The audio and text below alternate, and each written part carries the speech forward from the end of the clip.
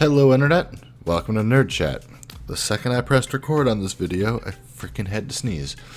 That's over. Okay, so we are wrapping up Iron Man Thor issue 4, The God Complex today. So this is the final part of this story, and it did not leave off well. So Diablo has the power of a god, and we open on his origin story. So his own transmutation abilities first began in the bloom of 1094 AD during Alcides' siege of Valencia. For months, the city had refused to fall, so they turned to him. While they were wary about his magic, they were desperate. So his alchemy was able to topple the walls of the city, and it soon fell right after. You may wonder how he's still alive, and that's because he traded his soul to Mephisto for immortality, because he knew it would take several lifetimes to master transmutation.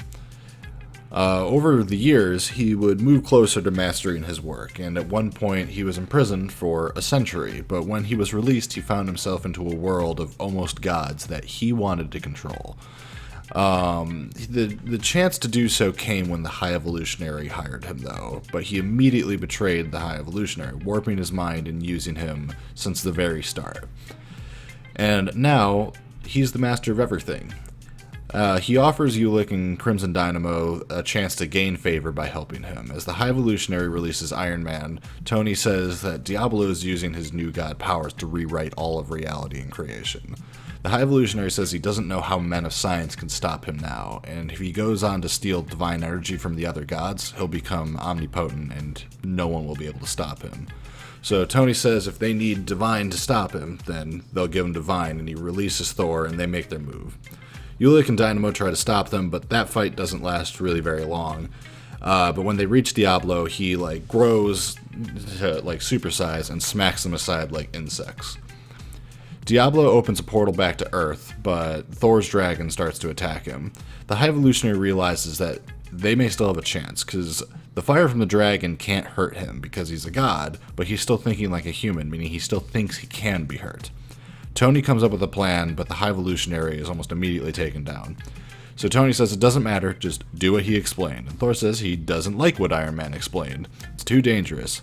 His mortal body can't take it. But Tony says that, Thor, you're a god. Try to have a little faith. So they fly up and Thor strikes Iron Man, but Tony crashes down in pain. And Thor warns him that this is exactly what would happen, but Iron Man says this is a scientific theory at work. They just need to recalibrate and try again. So Iron Man prepares himself as Thor summons forth transformative energy focused into precisely calibrated technology. And Tony says if he was changed to a god, that means he can be changed back. And they unleash their combined blast.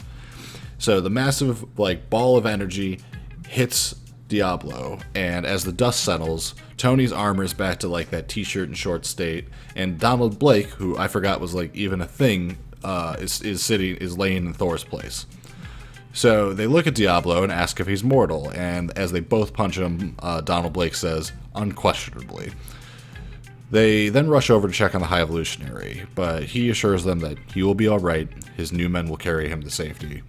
And now, back at the Smithsonian, there's a man asking if it's all finally over, and he realizes he's talking to a dragon when Iron Man and Thor emerge. They discuss how they need to get to destroy armor back to Asgard and how good of a team they make, and Iron Man says how they don't always agree, and Thor says, don't you say that we have chemistry. And Iron Man is I wasn't going to say that, but we can go with chemistry. And as the comic comes to a close, we can see the book that they just came out of, and Diablo is still stuck inside of the book. And that is when that's when the comic comes to an end. So, this was actually a really exciting comic for me. So I don't, I've said at the beginning of this series, I don't read a lot of individual Thor or Iron Man. I read them in their when they're in the Avengers, or big crossover events. But I don't read I don't pick up a lot of Thor comics. I've certainly read a handful, but they're not something that I typically go for. And Iron Man, I've also read a few, but mostly my exposure to him has been through the Avengers. So it was cool to see them, deal with a combined threat, because that's always been their most interesting dynamic, is their clash over magic and technology, and their distrust of either, or their lack of understanding of either. So seeing when they have to put aside their differences and work to combine the two, it's always been an interesting story for me. Like, one of my favorite episodes of Avengers: Earth's Mightiest Heroes is when they have to work together to go and fight. Was it Malekith? And he has the box, or the chest of ancient winters.